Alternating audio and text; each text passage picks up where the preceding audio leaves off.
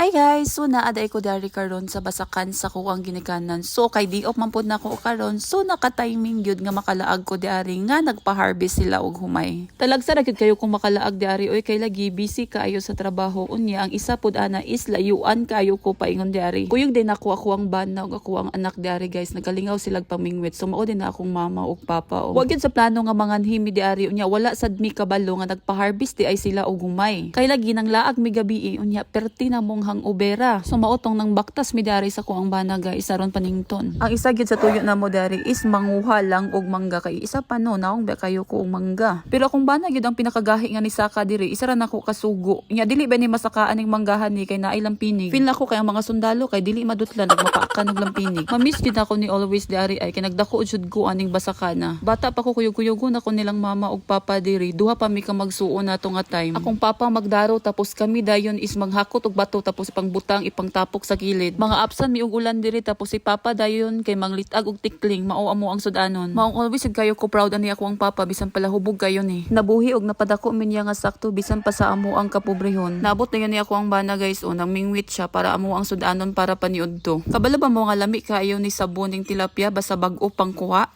Ibog siya kay wala siya ko latsara. Kinamot. Kinamot nung subaw. Palihara na. Naniud to na dahil midyara guys, gisabaw na mo tong tilapia nga kuha sa kuang bana o grabe gid na mong bibuha. Imagine gaapas-apas midyari nga walay mga dala, ang ending wala mi mga kutsara so ang saon na mo ni kinamuton na mo ning gisabaw diari nga tilapia. Unya gapuli-puli ra midyara guys kay amo ang kutsara is duhara ang kutsara ni papa diari sa payag niya. Ang ending ang kuang anak dili siya mukaon kay wala siya kutsara. Muna diya. Sunod lagi dala og gamit all. Giga ko la. Di siya mukaon kay wala daw kutsara. Ako lang kay magkinamutsak. Giga man na imo ka. Kamu tong kutsara.